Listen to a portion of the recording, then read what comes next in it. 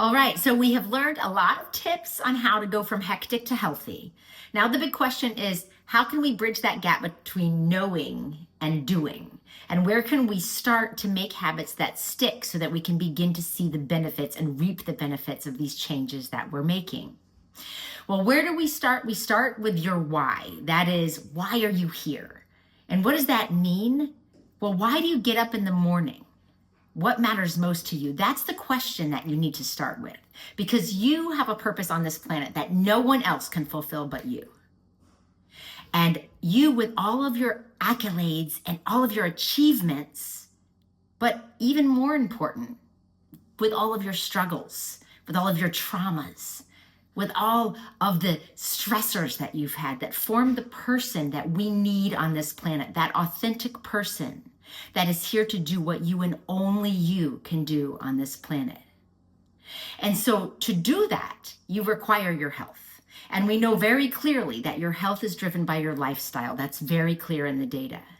And specifically your feet, your forks, your fingers, the things that we've started talking about, how we can eat well, move more, stress less, love and connect more, avoid excess toxins, sleep well, all of these things we're beginning to talk about. Now the question is, what are you ready to do? Now let's get specific with the nitty gritty. You've learned a lot of things. You said, okay, maybe I'm going to start some of these new recipes, right? Maybe I'm going to start by increasing fiber in my nutrition. Maybe I'm going to look at meal timing, making my breakfast and lunches a little bit heavier, my dinners a little lighter or earlier.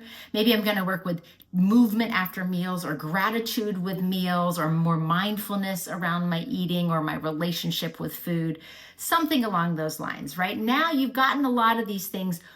Be specific. That's where we need to start being specific. You've probably heard of SMART goals, right? Be specific. What does that look like? It's not just I'm going to increase fiber. It's going to be specific. I'm going to increase my vegetable servings by 1 serving every day. I'm going to try to get a tablespoon of flax every day and 1 fruit, 1 whole fruit every day. That would be specific, right? I'm going to specifically replace the processed food snack that I eat, that granola bar in the afternoon, and I'm going to replace it with a vegetable and a hummus, maybe like carrots and hummus, or maybe I'm going to get an apple and some raw nuts, something specific. Or maybe I'm going to start with 5 minutes of movement after my lunch break.